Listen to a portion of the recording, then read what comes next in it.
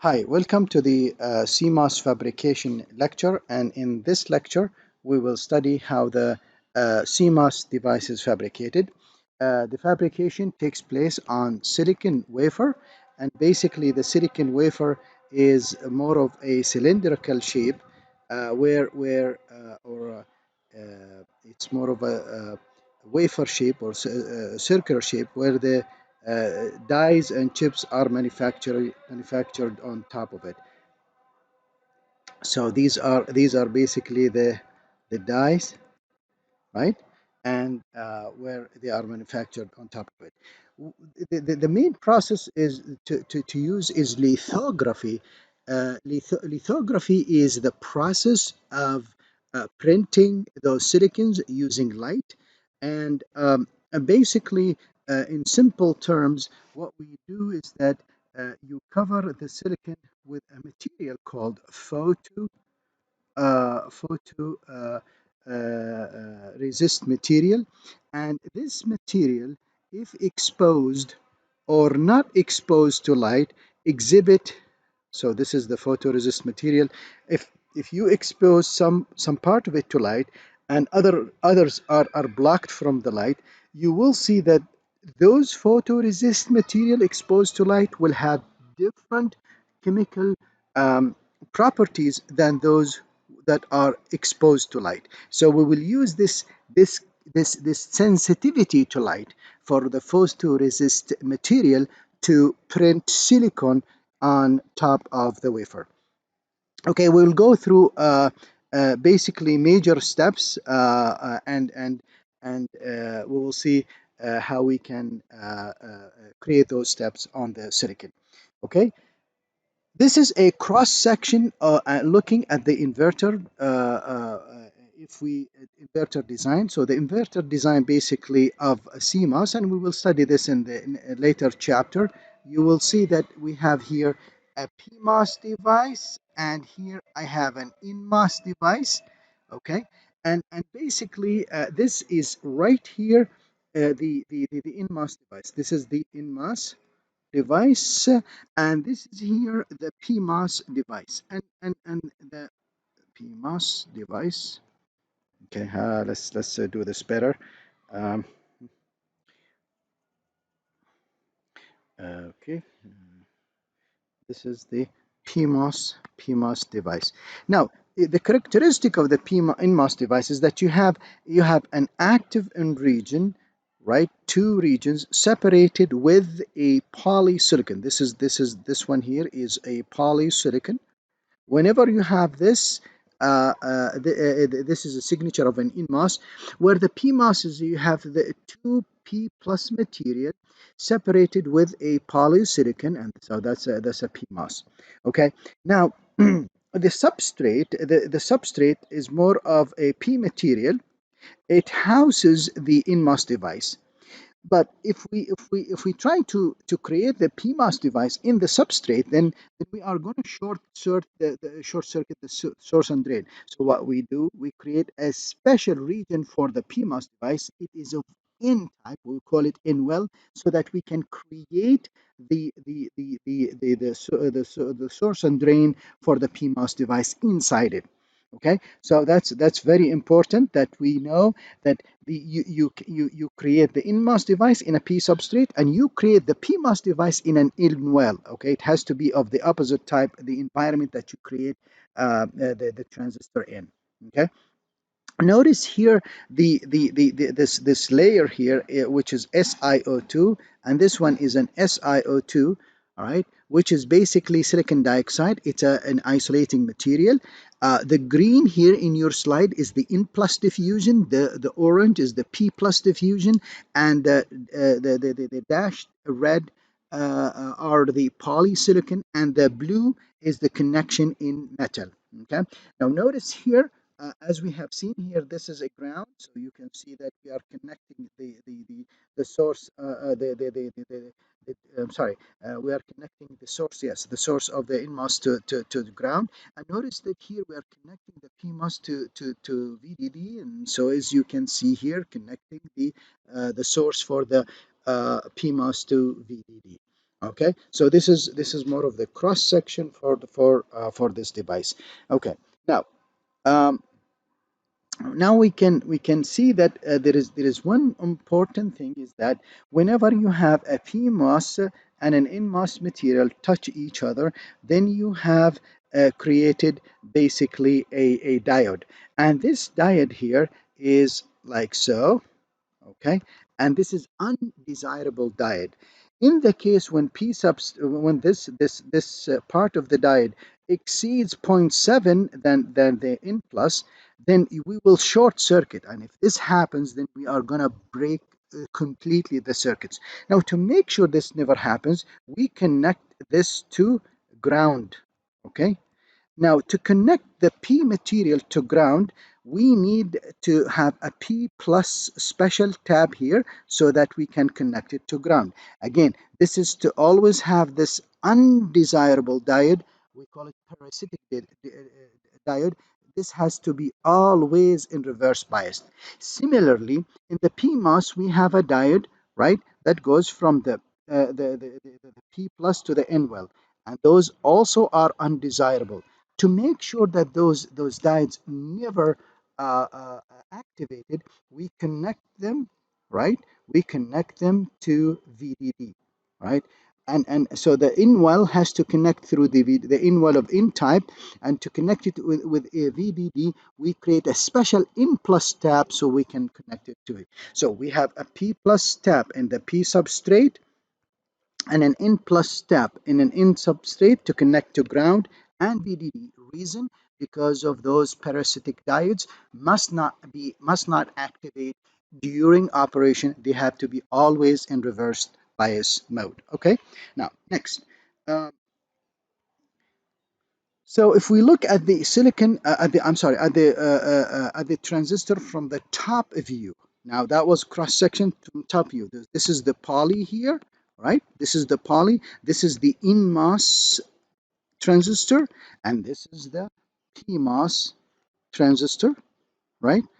Remember, anytime you have a poly on top of an NMOS, you created an NMOS transistor. Anytime you have a poly on top of P plus material, you created a PMOS transistor. Then you see these connection to ground from the substrate, right, and the connection from the in well to the VDD. Okay, and this is the connection of the output here of the inverter. This is through metal. Okay, now of course now we identify 6 masks. What are these masks? The masks are let me just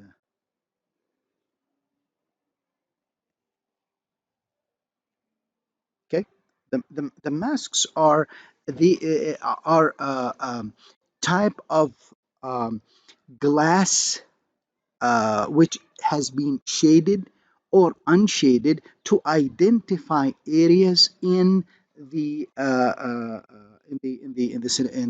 silicon. So the areas that identify the N well, we call it N well mask. The areas that identify polysilicon, we call it polysilicon mask. N plus mask, P plus diffusion mask, contact mask, and metal mask. And how many we have of those? We have 6 masks. Okay, so those are the areas that we identify on silicon that we need to print on them silicon so that we manufacture the circuit. Okay, so we call them masks. Sometimes those masks they are eventually manufactured. They become sort of like a glass with darkened area or opaque and transparent so that we can print the desired geometry on top of the silicon wafer. Okay. Now, some characteristic of process. Now, obviously, these are old feature sizes and the new feature size, but they show really the geometries and VDD, and you can just look at it yourself and see um, and compare some of the manufacturing process nodes that have been used in the past. Now, fabrication they done typically in a huge fabs, and those are multi-billion-dollar investment. And in particular, those clean rooms, they are very, very expensive because you don't want to have any tiny dust to drop on the wafer, because if it does, it will destroy many circuits and obviously will deem it unusable, not usable. Um, you really need those clean rooms to manufacture such sensitive and very small circuitry. The point here, these things are very expensive. Now, the fabrication step goes through multiple steps, much like the masks. So the masks that we have seen, the six of them, they really almost the major steps. The N-well mask, the N plus, the P plus, these are the major steps. But in every step, we would like to create, for example, an N-well. To create an N-well, we go through many other steps in between, and in this case, we will go through the detailed mini steps to create the N-well. And once we understand it, the other major steps, they go through similar mini steps. Okay, so let's see how we can create an N-well. Okay, so to build an N-well, uh, what we need is we cover the circuit with the okay, so to do this, what we do is that the first we cover the wafer with the protective SiO2. SiO2 is an isolating material, and it is used to kind of help and assist implant or build the silicon, and actually build the transistor. And actually, it is between also added between the poly and the surface of the silicon to provide isolation layer. Okay, so here is first we lay the SiO2 silicon dioxide. Okay, you can see that I have now silicon dioxide. Okay, and the way we do it is that we place the wafer in a furnace with either water vapor or oxygen, and they raise the temperature, and that creates this layer. Okay, now next, after the SiO2, we cover the wafer with photoresist. Okay, and this photoresist is very sensitive to light, as we have stated earlier. Some regions will be exposed to light, and some region will not be exposed to light. Now, then what we do, we place here a mask, and then we expose it to UV light. Okay, now this mask in this case will assume it's transparent, and this will block the light, and the light will go on and reach the photoresist. Let's assume that the photoresist is still there. Okay, so the photoresist is still there. Now, the photoresist that receives the light will either harden or soften. In other words, in this case, we'll assume that the photoresist, that material that received the light, will soften, become soluble with acids and other processing material. So, but the other, but the rest of the photoresist here did not receive the light. They stay hardened. They are not soluble. So now we know that this section, okay, this section received light. This section becomes soft. Then what we do, we dip the wafer in an acid, and this acid, what it does, it removes this photoresist. Okay, all right. Now notice our intention here is to create the N-well, and we are going through the many steps. Now, okay, after we do that, notice that the pattern was here. Okay, so we remove the photoresist, and then we apply an acid material called hydrofluoric acid, which removes the no, because SiO2 now is exposed. It removes the SiO2, but it does not affect the photoresist. So this material is very powerful in SiO2, but it does not do anything with the photoresist, which was not exposed to light. Okay, so now what happened is that I have I have the I have the silicon now without photoresist and SiO2 in the region where I want to implant the N-weld. Remember, all of what we are doing, again, I'm repeating this, we are going through the mini steps of the major step of creating an N-well. Okay, the N-well. Now, so what happened? I have exposed the surface of the silicon where I need to have an N-well. Okay, next. Next step, we remove the photoresist. Okay, see the photoresist that was here, we removed it with another material. Okay, so we removed all of this photoresist. What am I left with? An SiO2. So I'm left with an SiO2, which is SiO2, which covers the entire silicon except in the area where I want to have the N well. Okay, so this is the silicon, the surface of the silicon here is exposed. Now, next, right? Next, what we do is the following: we create the in well by one of the two processes, either diffusion or ion implantation. Diffusion and both of them are good steps, except that the ion implantation is better, more accurate, but more expensive. Diffusion, less accurate. So what diffusion does, if we want to create the in-well, so let's say, so our intention is where we want to create the in-well. Let's say we want to create the in-well like so. Diffusion, what it does, it is not very accurate, and it creates an in-well looks like this. Okay, not very accurate. Iron implantation is much accurate. How do we do diffusion? We place the wafer in a furnace with an arsenic gas, and then the arsenic gas penetrate the surface, penetrate under the high temperature, okay, and diffuses inside the silicon, okay, and that create for me the N-type material. But iron implantation, on the other hand, I blast the wafer with a beam of arsenic ions at high speed, and those ions are kind of they go through the unblocked area of the silicon, but when in the blocked area they cannot do it. Okay, so the exposed area, they penetrate it and they create a nice in-well area. So the ion implantation and diffusion both are used to create in-well, except that the ion implantation is much more accurate and more expensive. Okay, so what happened here at the end? Let's see what happened here at the end. What happened at the end is that I created what? I created what region now? I created the N-well.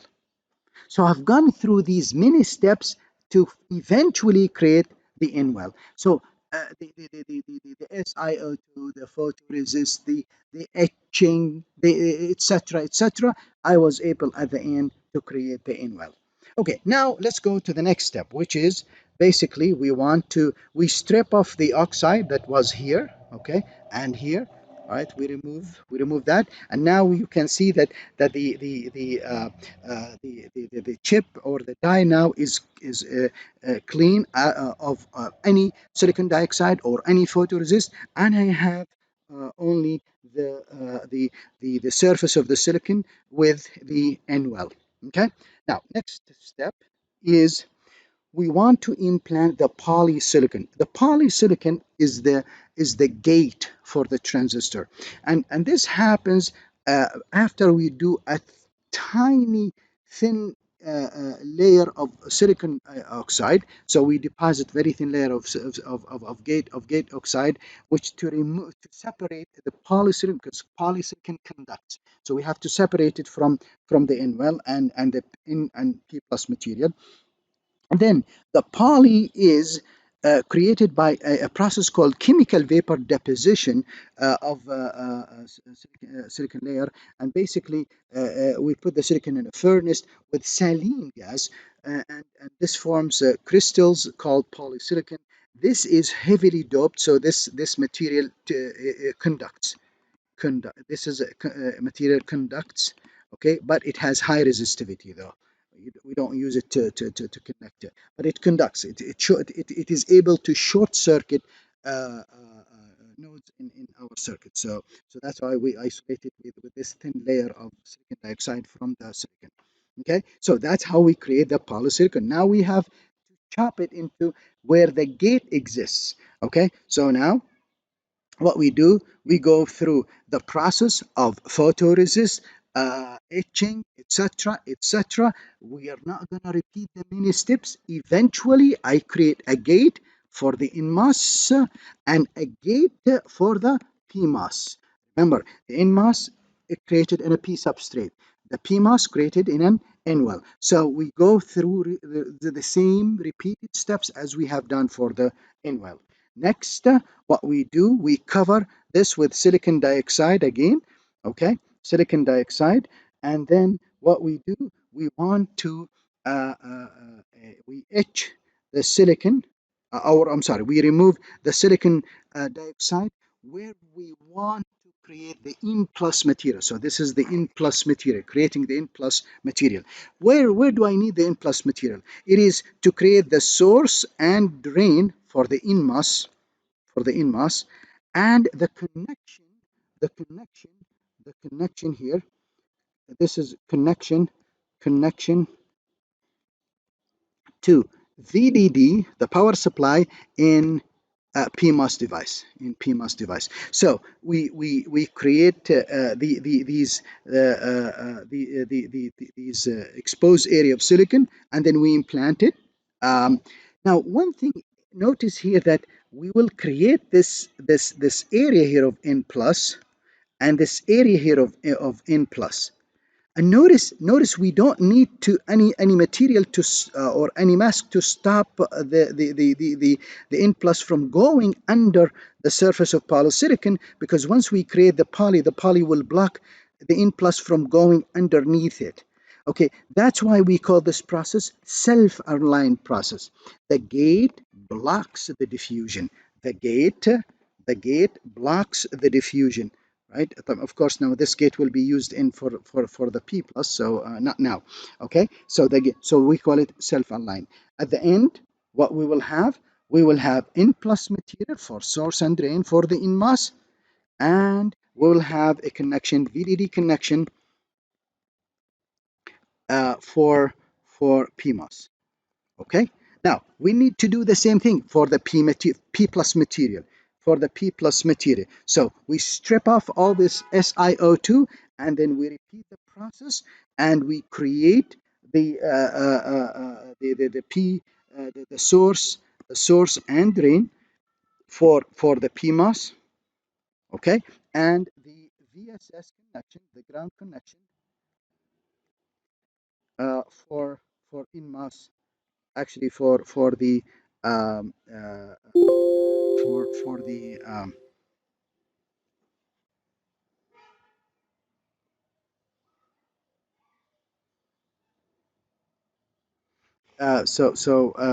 let's see. Okay, so this is what we'll create is the let's see, the source and drain for the PMOS. Okay, and the connection here. Okay, uh, VSS connection to um, for the substrate. Earlier, I must probably have misspoken. I said this is connection. This should be the VDD connection to the N well, Okay, not the the PMOS, should be the N well. Okay, so VDD connection to the N well, and this one here. Oops, sorry. Let's go here. Okay, so this is the VSS connection to the substrate. Okay, to reverse bias those undesirable diodes. Then what we do, we create those contact, which is the area where the metal touches the silicon, so we have to create those special contacts. All right. Okay. So another mask, another etching, another minor steps. Okay, and then finally we deposit the metal. Okay, aluminum typically, and this is to connect the nodes of the circuit. Okay, as you can see here.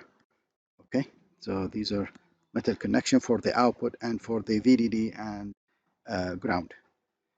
Okay, so this concludes the process. And finally, I just want to say that for the transistor, typically we refer to this as the feature size, and we say that it is equal to lambda, and we'll see this 2 lambda later on in the other chapters. And this will be my last slide for this section, and the other slides are reading material for you. Thank you very much.